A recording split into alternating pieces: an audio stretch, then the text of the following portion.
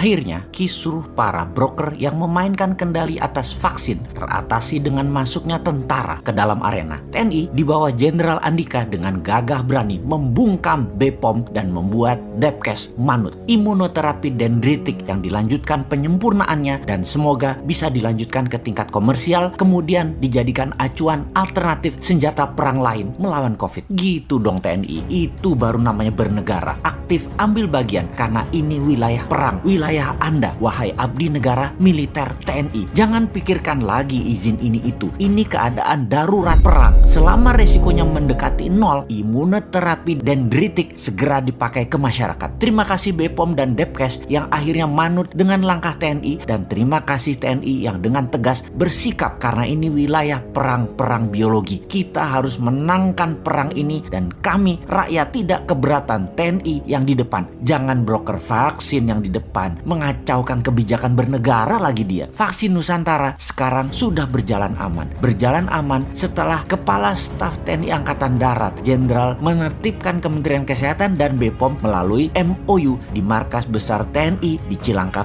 Jakarta. Kasat menertibkan Kementerian Kesehatan dan BPOM melalui tripartit. Isinya menyetop istilah uji klinis vaksin Nusantara menjadi riset dendritic cell, dan ini dilanjutkan penelitian non-profit belum untuk vaksinasi massal. Izin itu tidak dibutuhkan. Titik, mission accomplished. TNI masuk. Di sisi masyarakat, kita juga harus mencermati esensi pernyataan Profesor Chairul Anwar Nidom, Guru Besar Biokimia dan Biologi Molekular Universitas Erlangga dan juga Ketua Tim Riset Corona dan Formulasi Vaksin dari Profesor Nidom Foundation atau PNF, yang mengatakan vaksin Nusantara mampu mengantisipasi mutasi COVID, di mana kalau menggunakan vaksin konvensional maka harus menunggu lebih dari 1 tahun. Keburu virusnya mutasi lagi. Ini yang menyebabkan vaksin konvensional gagal menghadapi COVID-19. Jadi vaksin Nusantara bukan konvensional vaksin, lebih tepat disebut imunoterapi. Vaksin Nusantara dendritik, cara kerjanya adalah darah pasien dikeluarkan, dipecah, dendritik selnya diambil, antigen virus dimasukkan. Sel dendritik dan virus berinteraksi. Setelah matang, serum disuntikkan ke dalam tubuh pasien kembali. Setelah itu, semoga para broker vaksin asing juga bisa di-stop tindak tanduknya, kemudian bisa mempercepat proses efikasi dan proses safety imunoterapi vaksin Nusantara. Dana vaksin asing yang nilainya triliunan rupiah menggunakan uang negara yang kebanyakan dipegang broker dan oligar, semoga tidak berkutik lagi. Mereka itu sampai berani mempengaruhi para pejabat. Semua ini sebenarnya atas nama cuan, bukan atas nama humanitarian, bukan atas nama nasionalisme. Harus segera di-stop. Salah satunya dengan adanya imunoterapi vaksin Nusantara. Ini akan merubah permainan globalis tersebut secara telak. Militer Indonesia masuk itu patut didukung karena sebuah langkah terang-terangan melawan globalis. Jadi bagaimana kalau kita rincikan langkah itu? Siapakah Jenderal Andika sang kasat ini? Mengapa Jenderal Andika bisa menekan BPOM dan Kementerian Kesehatan? Agaknya kita mundur sebentar, mempertanyakan tanda jasa medali Legion of Merit Degree of Commander dari pemerintah Amerika di tahun 2020